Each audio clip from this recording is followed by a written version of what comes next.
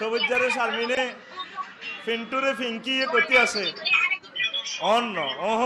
অন্য ইস্তারের হর কতনে কিয়ের হর কথা কও কিয়ের হর কে কয় ফিঙ্কি কে কয় কারে হিতে জামাইরে ইটালিতেও আইছে 3 দিন আগে রোজার আগে বিয়া ওহ অন্য কতনে ইস্তারের কা বোর্ডা হাতে হালাল না